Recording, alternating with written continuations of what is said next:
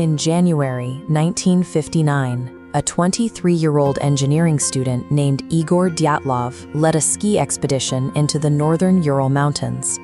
His group of 9 were certified experts, trained to tackle the most physically demanding alpine routes in the Soviet Union.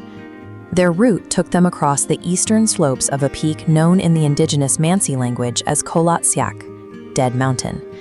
The conditions on the slope were lethal. Temperatures dropped below -25 degrees Celsius as severe winter storms battered the terrain and erased the horizon. Weeks after the group failed to report back, searchers located their final campsite.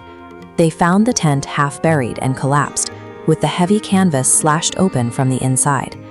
Footprints led away from the ruined shelter toward the tree line. The tracks showed the group fleeing in a desperate rush, with most wearing only socks or walking completely barefoot into the sub-zero night. These were seasoned survivalists. The evidence suggests a sudden, overwhelming terror that forced them to abandon their shelter and face certain death. Search teams recovered the bodies over the following months. While 6 had succumbed to hypothermia, the autopsies of the remaining 3 revealed catastrophic internal injuries.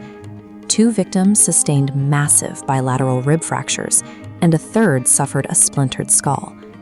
Yet the forensic reports noted a baffling detail.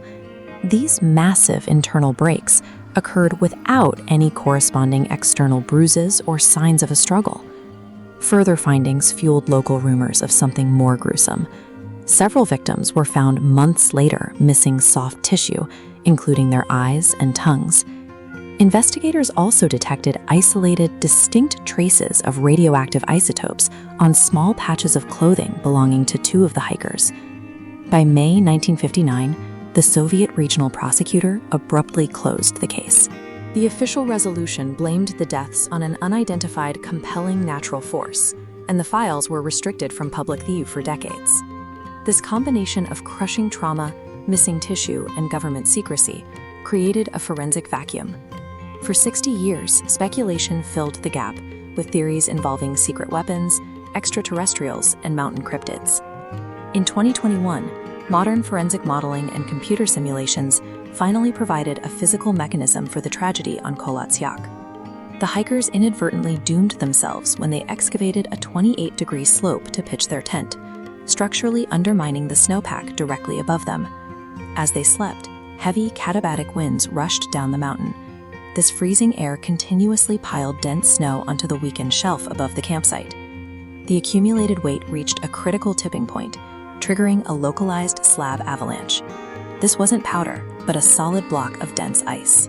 It fractured and dropped directly onto the tent, producing the crushing force of a high-speed car crash. Inside the collapsed tent, the surviving hikers found themselves pinned in total darkness with broken ribs and skulls. In a desperate panic to avoid being buried alive, they slashed the canvas and crawled out into the storm. These catastrophic internal injuries resulted from a specific sequence of localized geomechanical physics that crushed the hikers in their sleep. This physical model explains the trauma, but it leaves the question of the radioactive isotopes found on the clothing of Kolovatov and Krivonishenko. Both men were nuclear engineers who had been employed at highly classified Soviet facilities before the expedition began. Just 2 years before the hike, the Mayak nuclear plant suffered a cooling failure that caused a massive chemical explosion known as the Kishtim disaster.